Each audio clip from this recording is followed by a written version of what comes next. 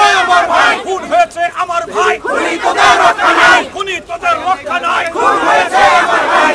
গত 16 জুলাই আবু সাইদের মৃত্যুর মাধ্যমে বাংলাদেশে যে হত্যাকাণ্ডের হোলি খেলা শুরু হয়েছে, এ যাবৎকালে নিহত আমার ছাত্র জনতা, শিশু, তরুণী, তাদের প্রত্যেকের রুহের মাগফিরাত কামনা করছে। অসংখ্য অগণিত ব্যক্তি যারা আহত হয়েছে, বন্ধুত্ব বরণ করেছেন, চোখ হারিয়েছেন, মা তার সন্তানকে হারিয়েছে, তাদের প্রত্যেকের প্রতি আমরা গভীর সহানুভূতি এবং সহমর্মিতা প্রকাশ করছি। আজকের এই সভা থেকে বাংলাদেশে আন্দোলনকারী ছাত্র সমাজ তাদের বৈষম্যবিরোধী ছাত্র আন্দোলনের পক্ষ থেকে লাল ব্যাজ, লাল পতাকা দ্রোহের স্বীকৃতি হিসেবে যে ঘোষণা করেছেন বাংলাদেশ জাতীয়তাবাদী আইনজীবী ফোরাম, তার সঙ্গে একাত্মতা পোষণ করে আজকে প্রত্যেকে জাতীয় শোক দিবসের কালো শোকের পরিবর্তে আজকে লাল ব্যাজ ধারণ করেছেন। বাংলাদেশ জাতীয়তাবাদী আইনজীবী ফোরামের পক্ষ থেকে আমাদের বৈষম্যবিরোধী ছাত্র আন্দোলনের ছাত্র জনতাকে উদ্দেশ্য করে বলতে চাই, রাজপথের আন্দোলনে, দাবি আদায়ের আন্দোলনে তোমরা শুধুমাত্র একাই নয়, বাংলাদেশের আইনজীবী সমাজ তোমাদের সঙ্গে আছে এবং আমরা আমাদের অবস্থান থেকে সর্বোত্তম সহযোগিতা আমরা করে যাব। আরেকটি কথা বলতে চাই, আপনারা ইতিমধ্যে বলেছেন দেশের মানবাধিকার, গণতন্ত্র, আইনের শাসন আজকে কোনো কিছু নাই। তার প্রমাণ আমাদের অনেক আইনজীবী বন্ধুদেরকে গ্রেপ্তার করা হয়েছে।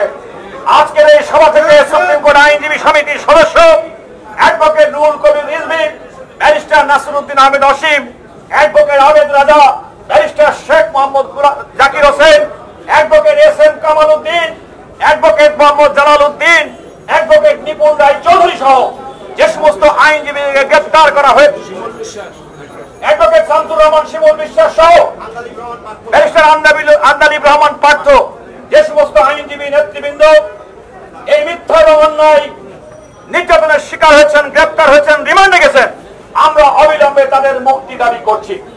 আরেকটি কথা বলতে চাই, ইতিমধ্যে আমাদের আইনজীবী ফোরামের বিপ্লবী মহাসচিব ব্যারিস্টার কায়সার কামাল সহ অনেক আইনজীবীকে নানাভাবে নিগৃহীত করা হচ্ছে।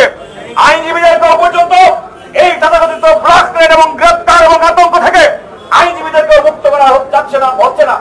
আমি অবিলম্বে এই ধরনের মিথ্যা হয়রানিমূলক গ্রেপ্তার এবং ব্ল্যাকমেলের নামে নিরীহ মানুষকে গ্রেপ্তার করে বাণিজ্য করে রিমান্ডে নেওয়ার তীব্র নিন্দা এবং প্রতিবাদ জানাচ্ছি। আমি আমার বক্তব্য শেষ করবো এই কথা বলে, বন্ধুরা, আজকে দীর্ঘদিন পরে এই দুঃশাসন অপশাসনের বিরুদ্ধে সাধারণ মানুষ ফুঁসে উঠেছে। তার প্রমাণ গত 16 জুলাই থেকে অদ্যাবধি আজকে মানুষের যে উচ্ছ্বাস, মানুষের যে বাঁধ ভাঙা জোয়ার, আমি বিশ্বাস করি অতীতে কোন স্বৈরশাসক জনগণ যখন জেগে উঠেছে তখন তারা টিকতে পারেনি।